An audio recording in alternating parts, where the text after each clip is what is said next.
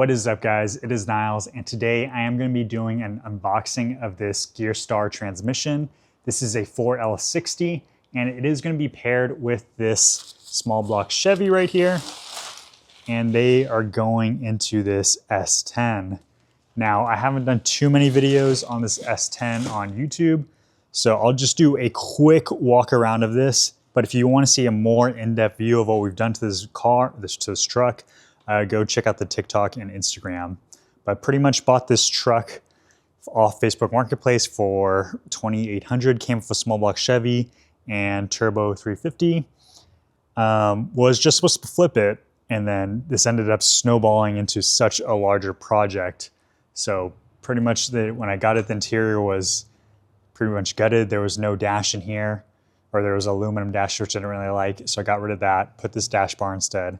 Made a dash in here, painted the interior, painted the engine bay and frame. So pulled off the whole front clip, stripped it down, painted it, then put brand new suspension, brand new steerings. So really nice stuff. And then just show you the interior a little bit. Absolutely love this interior. So going with the red door panels to match the cherry interior. And then also my favorite part about the interior is this Chewan flag headliner. Started out as a joke, but oh well. But the suspension's really nice. It is from UMI. And then we got some Beltec spindles, and then we also have a Borgeson steering box. Going over to the engine, this is the 350 that came out of it. It was a rebuilt, just 350. I don't know if it was GM Performance or someone else made it, but 2-bolt main, was running for a little bit, and then the previous owner put in a new cam and just never started it. But I painted it in Oldsmobile Gold just because I absolutely love that color. Got some Marosa valve covers, a little bit of a deeper oil pan, and then we have this Holley high ram, which is brand new for the small block Chevys. So for small block Gen 1, small block Chevys at least. But this will pair nicely with that 4L60. This is probably the nicest box ever.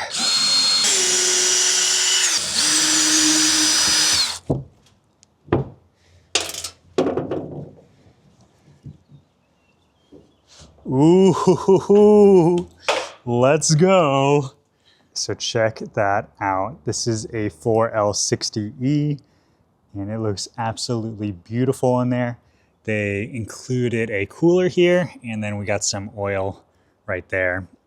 And looks like we have the belt housing bolts here as well. But I also want to show you the original transmission that came with this. So this is a this is a turbo 350, and I don't know, this thing is super crusty. It looks like there's a couple cracks in the casing, and someone tried to replace it here with some fiberglass. Also, when I pulled this thing out, a ton of water came out. And I mean, this thing does not have an overdrive or a lockup converter. So that is super nice that this 4L60 has that.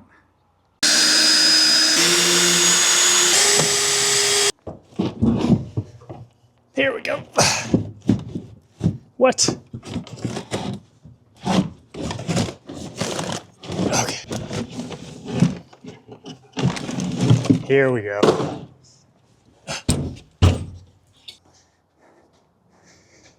So, yep, definitely can't carry that off by myself. But this thing came with everything. I didn't even notice this, but it has the trans mount too.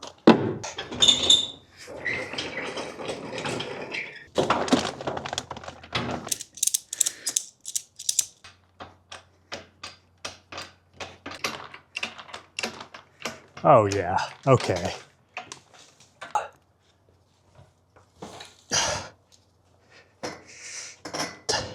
What are you stuck on? So that worked absolutely amazingly. And now we can push this transmission around. So why go with a 4L60?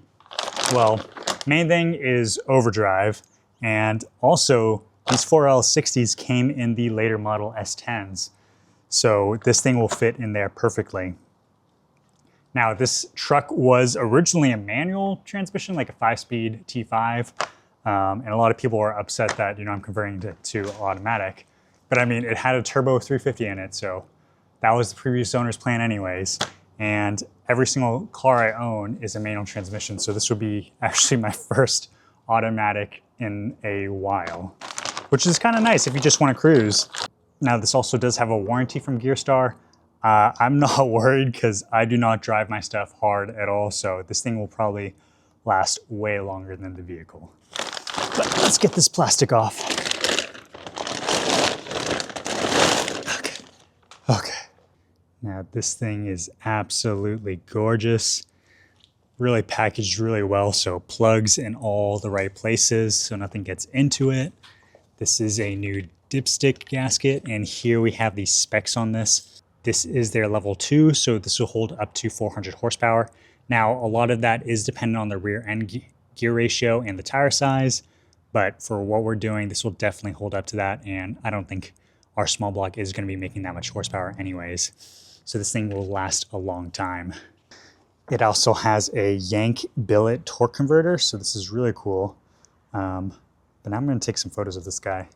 So I just wanted to give a quick look at these two different transmissions. So that is a turbo 350, and here is our brand new one. Definitely this one is a little bit more beefier, like a little bit bigger, and the tail shaft is a little bit longer. But one thing that I really like about these is the mounting point is pretty much exactly the same. If you get the measurement from the front of the bell housing to here, it's I think like only 1/8 of an inch off. So we will be able to use the stock crossmember. And like I said, these things came in some of the later S10s, which had the same cab sheet metal. So this will fit no problem.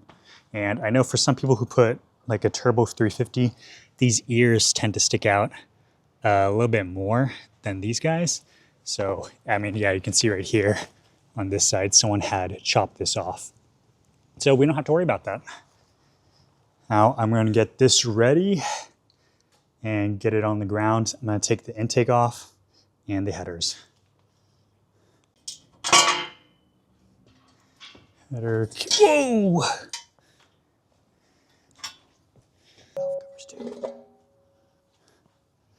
Okay.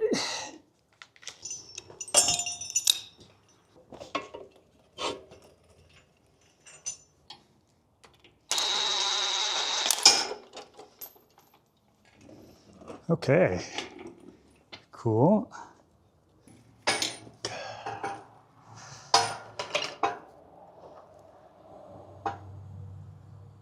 All right, so there is a little bit of rust in here. So I'm actually gonna clean this off. Just try to knock off most of that rust I can. The rag and then this wired brush. And then you wanna make sure this area is clean because this is where the torque converter actually slides in and out between here. I am going to be putting a touch of grease in here. Here is the flex plate, and this is the 153 tooth one. This is actually a smaller flex plate because if you put the, I think 163 tooth, it pushes the starter out too far and you actually hit part of the frame. So the starter we're using is a dual bolt pattern, so you can move it in and out. And I'm actually going to do two things. Which way is the engine side? Engine side. So I want to make sure this bolt pattern matches this. Okay, perfect. That matches there. And I actually want to also check that it lines up on our torque converter. So I'm going to come down here and make sure those bolts line up. Perfect. Transmission did come with some hardware, but I have this stainless steel hardware from ARP just to match the rest of the hardware that we got.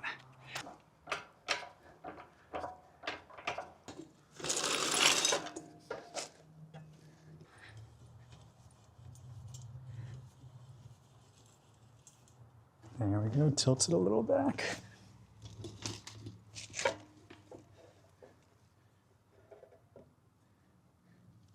Do we need to go up a little bit? Yep, up a little bit.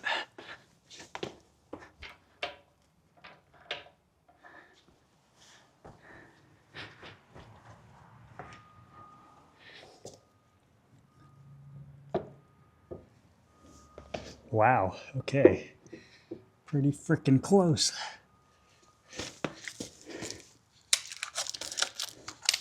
Let's get a couple safety bolts in.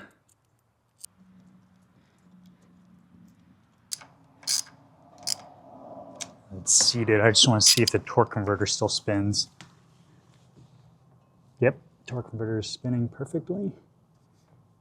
And that feels good. Now, one thing I'm doing is I'm also bolting on the headers because I just want to check the clearances. It's way easier to do this out of the car. Because previously we had an issue where it was hitting the block. And yeah, right now I already see an issue where it's hitting the shift lever. All right, so we're hitting in two spots, one right there, and then one right here on the transmission. So I'm gonna mark those out and then dent those in.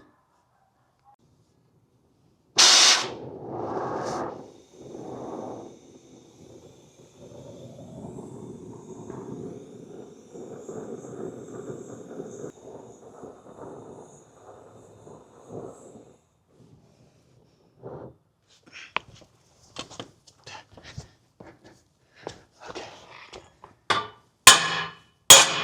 Oh.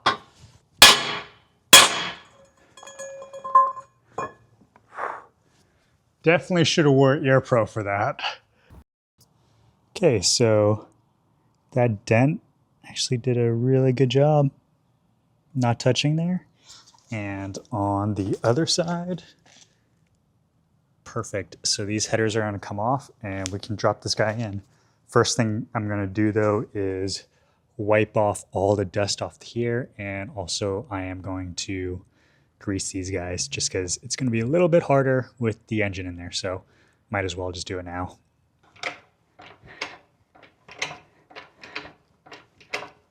Okay. Come on, big girl.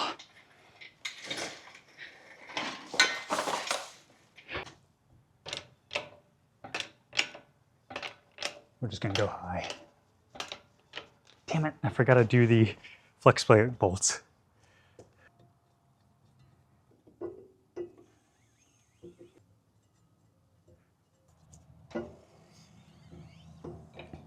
Go. Not tight, but in. At least, and then I'll torque them later. Don't forget to torque those.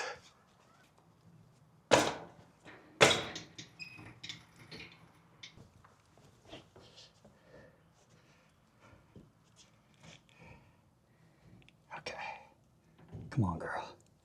There you go. There you go.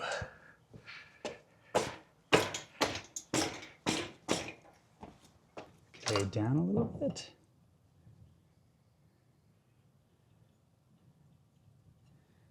There.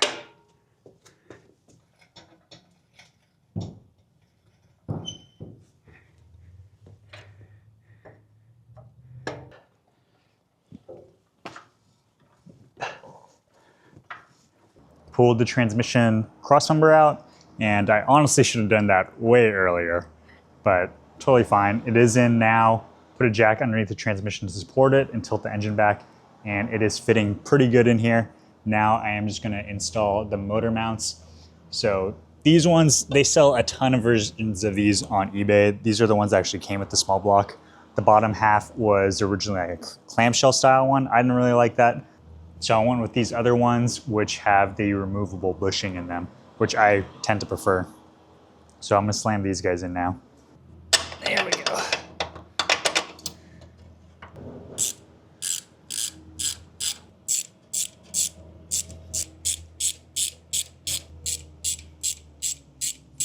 Now these motor mounts have a ton of adjustability in them. They're slotted, and right now it's a little bit right in the middle bit.